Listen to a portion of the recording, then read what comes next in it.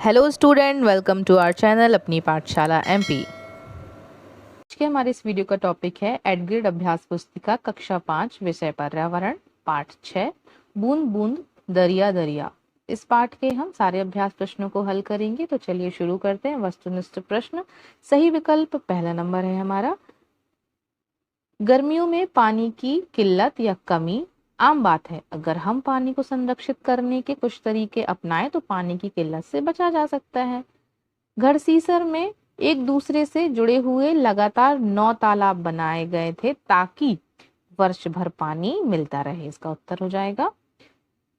दूसरा देखते हैं, अल बिरूनी किस देश से आए थे? तो उज्बेकिस्तान से आया था अल बिरूनी। इसका यह उत्तर हो जाएगा।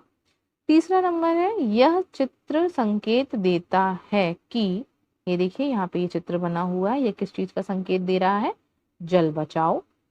चौथा है, हमें बारिश के दिनों में पानी को इकट्ठा करने की व्यवस्था करनी चाहिए। इस संबंध में कौन सा कथन सही नहीं है? तो प्रश्न उत्तर नंबर दूसरा, कुआं तालाब टैंक का निर्माण नहीं करना चाहिए। यह इस संबंध में कथन सही नहीं है। चलिए देखते हैं, रिक्त स्थान को भरना है। पहला है, पुराने समय में यात्रियों की प्यास बुझाने के लिए प्याऊ बनाते थे।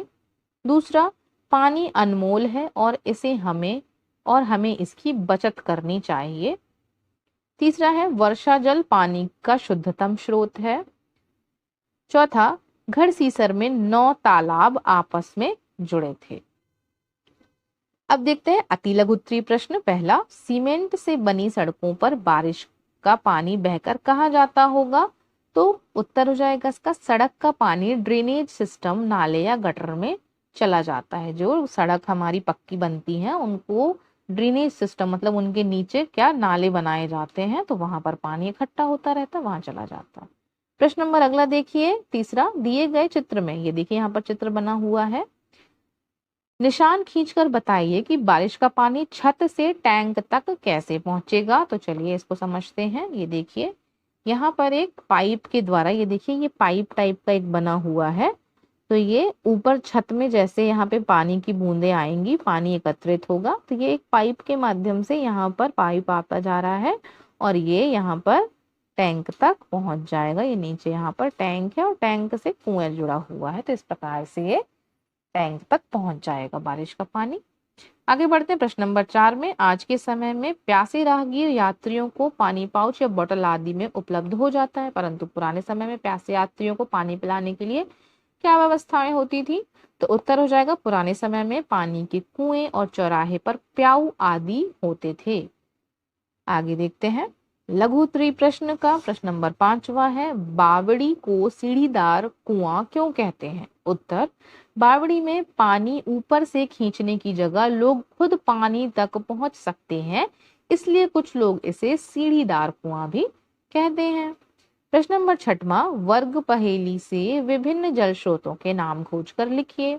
तो अब देखिए, वर्ग पहेली से हमें क्या करना है? जल स्रोतों के नाम। जल स्रोत कौन कौन से होते हैं? जहां से हम पानी भरते हैं उनको हम जल स्रोत कहते हैं। तो देखिए यहाँ पे सबसे पहले नलकूप लिखा हुआ है, ये, इसके बाद झील यहाँ पर लिखा हुआ है, फिर हो जाएगा हमारा कुआं, फिर हो जाएगा हमारा तालाब, फिर है नदी, फिर है नहर।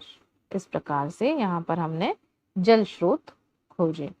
आगे देखते हैं प्रश्न नंबर 7, दिए गए बिल को देखकर प्रश्नों के उत्तर लिखिए। यहाँ पर एक बिल की पर्ची है, इसको हमें देखकर कुछ प्रश्नों के उत्तर देना है। तो पहले देखिए, पहला नंबर है प्रश्न यहाँ पे, यह बिल कौन से दफ्तर से आया है? तो लिखिए यहाँ पर दिल्ली जल बोर्ड दफ्तर से आया है। दूसरा है, बिल के अनुसार कितनी राशि का भुगतान करना है? तो उत्तर हो जाएगा 350 रुपए भुगतान करना है। तीसरा, यह बिल किसने जारी किया है? तो उत्तर हो जाएगा दिल्ली जल बोर्ड, दिल्ली सरकार ने जारी किया है। प्रश्न नंबर 8वां है, जल स्रोत के सूख जाने के कोई 2 कारण लिखिए। तो क्यों सूख जाते हैं? तो पहला, वर्षा का जल सही प्रबंधन ना होने पर, वर्षा का जो जल पानी बरसता है उसका सही प्रबंधन ना होने पर पानी सूख जाता है। दूसरा, जल स्रोत के आसपास की जमीन का पक्का होना, जैसे आजकल कुएं के आसपास लोग पक्का करा देते हैं तो आसपास के जल स्रोत आने से रुक जाता है पानी।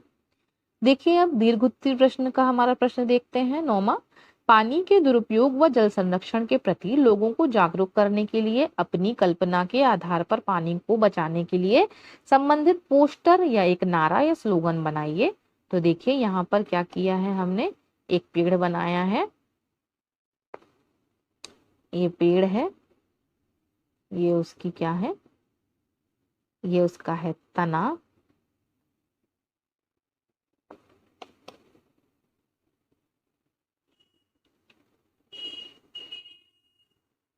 इस प्रकार से इसमें हम कलर कर सकते हैं।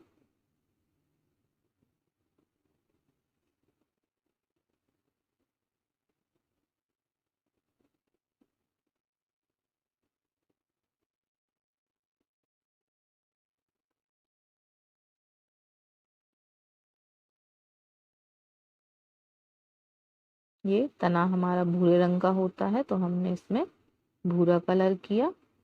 इसके बाद देखिए यहाँ पर हम कर सकते हैं, ये हमारे हरे कलर से पत्तियां होती हैं, तो ये हमने यहाँ पर ऐसे पत्तियां बनाई। इस प्रकार से आपको क्या करना है, जल संरक्षण का पोस्टर बनाना था। अब यहाँ पर देखिए छोटी छोटी क्या बनी हुई है, घास बनी हुई है, तो हम यहाँ पे घास बना देते हैं। ये इस प्रकार से यहाँ पर घास है।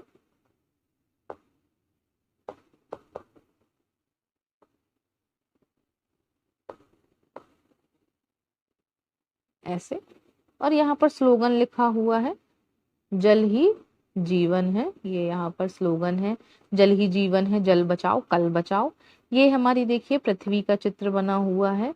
इस प्रकार से ये पृथ्वी है, पृथ्वी हमारे नीले कलर की होती है जहां जहां पे ऐसे है। और इस प्रकार से यहाँ पर नल आप बना ले, तो यहाँ से नल से क्या हो रहा है, पानी ऐसे गिर रहा है, और ये अपने हाथों में इसको रखकर हमारे पानी को बचा रहे हैं। इस प्रकार से ये क्या है, यहाँ पे स्लोगन लिख देना है आपको, जल ही जीवन है, जल है तो कल है।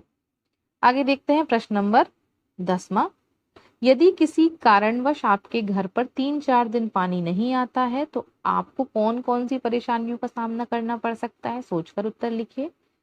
तो यदि 3-4 दिन तक घर में पानी नहीं आता है तो कई परेशानियां हो सकती हैं। जैसे पहली तो पानी की कमी हो जाएगी, पीने के पानी की कमी हो जाएगी। तो यदि पीने के पानी की कमी भी हो जाएगी तो क्या हो जाएगा, खाना नहीं बना पाएंगे, बर्तन नहीं धो पाएंगे, नहा धो नहीं पाएंगे, जिससे खराब कपड़े पहनेंगे, हमारे स्वास्थ्य पर भी बुरा प्रभाव पड़ेगा, है ना। पानी समाप्त हो जाएगा जिससे गंदगी फैलेगी और बीमारियां होने के भी कारण बढ़ जाएंगे।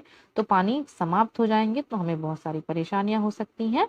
इस प्रकार से हमने ये पाठ भी पढ़ा, तो इस प्रकार से हमारा पाठ यही समाप्त होता है। सो आई होप आपको ये वीडियो समझ आ गया होगा। इस प्रकार की वीडियो को देखने के लिए हमारे वीडियो को लाइक करें एंड शेयर करें, चैनल को सब्सक्राइब करें। Thank you everyone.